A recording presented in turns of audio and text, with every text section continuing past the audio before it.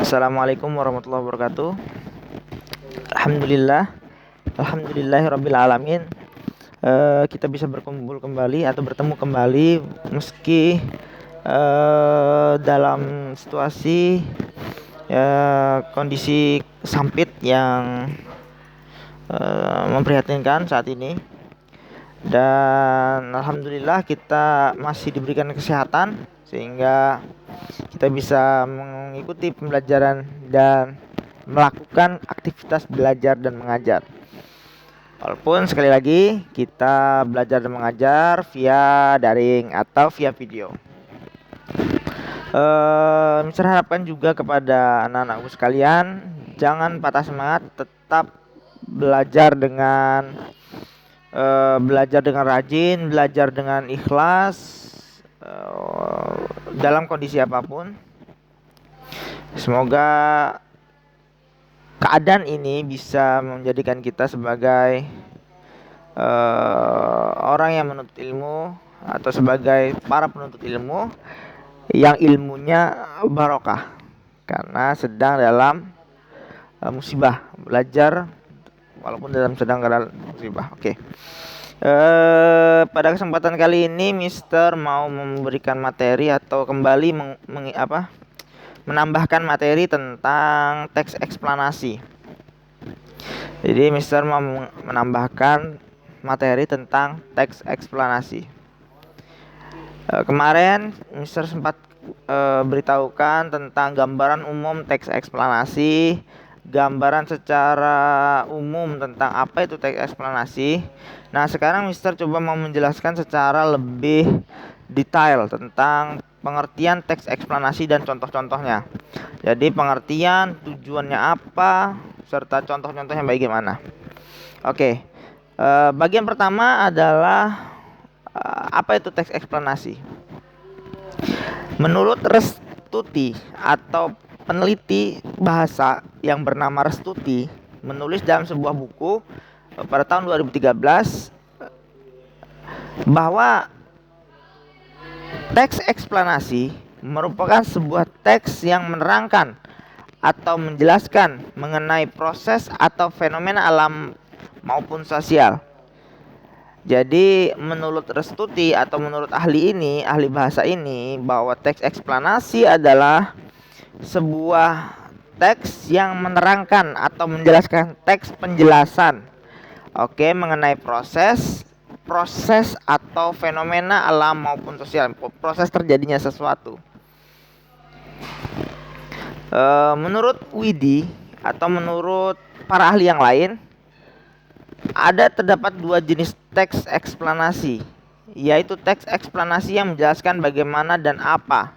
Jadi ada dua jenis teks, ada teks eksplanasi yang menjelaskan tentang bagaimana terjadinya sesuatu atau menjelaskan tentang apa yang disebut sebagai sesuatu itu sendiri.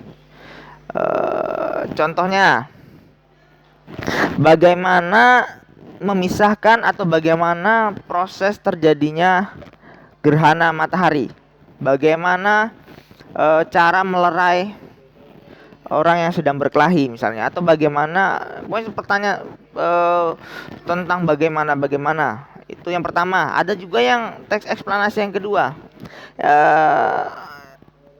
apa yang menyebabkan anak tetangga sering menangis di tengah malam. Nah, itu salah satu contoh apa yang menyebabkan anak tetangga yang sering menangis di tengah malam. Itu kan pertanyaan, judul itu bisa dijadikan sebagai teks eksplanasi, tapi dua jenis teks eksplanasi. Ada teks eksplanasi yang menuliskan tentang bagaimana proses terjadinya sesuatu, atau ada juga teks eksplanasi yang menjelaskan tentang apa itu sesuatu. Nah, ini menurut Widi tahun 2009. Nah, yang pertama itu pengertian. Setelah kita mengetahui pengertian dari teks eksplanasi, kita mengetahui apa itu teks eksplanasi, yang berikutnya adalah tujuan. Tujuan dari teks eksplanasi adalah untuk menjelaskan kejadian atau peristiwa yang terjadi. Oke, jadi tujuan teks eksplanasi adalah ingin menjelaskan tentang atau teks penjelasan yang menjelaskan kejadian atau peristiwa yang terjadi. Jadi perlu kalian ingat, teks eksplanasi adalah teks yang menjelaskan tentang kejadian atau peristiwa yang terjadi. Namun tidak hanya menjelaskan tentang prosesnya saja, tetapi teks eksplanasi juga menjelaskan tentang sebab dan akibat sebuah peristiwa. Jadi teks eksplanasi tidak hanya menjelaskan tentang proses terjadinya saja. Oke, tidak hanya menjelaskan tentang proses terjadinya saja, tapi dia juga menjelaskan tentang alasan mengapa peristiwa itu terjadi dan apa akibat yang ditimbulkan dari adanya kegiatan tersebut. Nah, ini adalah teks eksplanasi. Jadi teks eksplanasi itu tujuannya bukan cuman untuk menjelaskan proses terjadinya sesuatu, namun juga bisa digunakan sebagai menjelaskan alasan mengapa peristiwa itu terjadi dan apa akibat yang ditimbulkan dari adanya kejadian tersebut. Nah, ini tujuan dari teks eksplanasi. Oke, setelah kita mempelajari tentang tadi pengertiannya apa, kemudian tujuan dari teks eksplanasi, kita harus perlu tahu juga apa struktur teks eksplanasi. Teks eksplanasi itu sendiri disusun dengan susunan yang terstruktur yang terdiri dari pembukaan, isi, dan penutup. Jadi teks eksplanasi itu strukturnya ada 3: pembukaan, isi, dan penutup. Apa itu pembukaan? Pembukaan berisikan bagian yang memberikan penjelasan tentang pernyataan bersifat umum. Oke, pembukaan adalah berisi tentang pernyataan yang bersifat umum. Pernyataan yang bersifat umum. Penjelasan atau pernyataan yang bersifat umum itu bagian dari pembukaan. Sedangkan isi apa? Isi adalah deretan penjelas. Jadi di dalam isi tersebut ada 3 struktur kan. Pertama tadi pembukaan. Di pembukaan ini berisikan tentang pernyataan umum. Setelah di pembukaan ada bagian isi. Apa yang ditulis di dalam isi? Di dalam isi itu berisikan tentang deretan penjelas. Deretan penjelas atau langkah-langkah proses terjadinya sesuatu atau runtutan kejadian atau inti dari sebuah teks eksplanasi tersebut.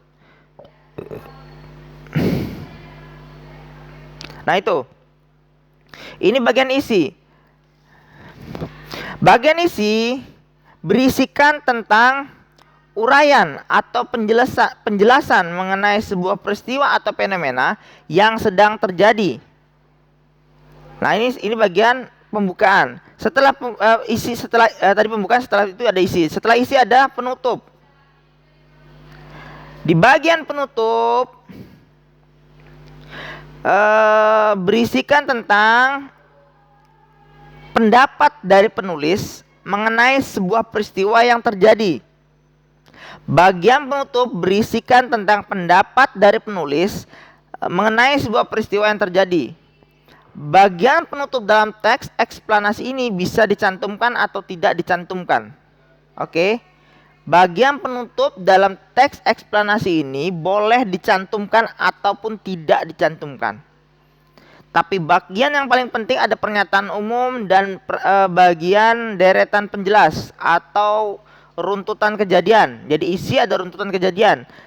Bagian terakhir ada penutup. Di penutup ini berisikan tentang tanggapan penulis atau pendapat penulis terhadap sebuah teks tersebut, sebuah wacana tersebut. Tapi ini boleh tidak dimuat di dalam teksnya atau tidak apa-apa untuk tidak ditulis bagian penutupnya. Teks eksplanasi ini lebih menggambarkan sebuah proses dari kejadian atau fenomena tertentu dibandingkan menjelaskan tentang sesuatu layaknya uraian deskripsi. Jadi bedanya dengan deskripsi adalah teks eksplanasi ini menggambarkan sebuah proses dari kejadian. Jadi proses dari kejadian atau fenomena itu, bukan menjelaskan tentang apa itu. Jadi apa itu proses, apa itu fenomena. Jadi berkait seperti deskripsi.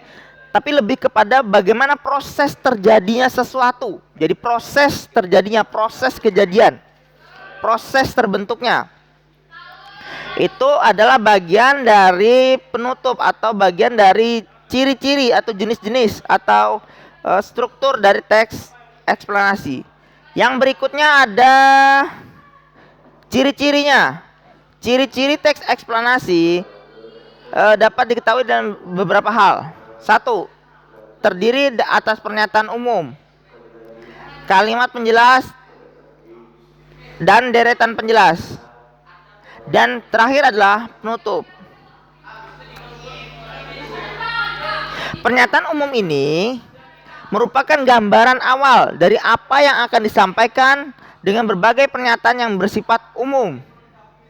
Bagian isi atau deretan penjelas adalah inti dari teks eksplanasi dan menjelaskan apa yang ingin disampaikan oleh penulis. Jadi intinya bagian isi itu berisikan tentang inti dari apa yang ingin disampaikan oleh penulis. Nah, itu adalah ciri-ciri dari teks eksplanasi. Ciri-ciri dari teks eksplanasi.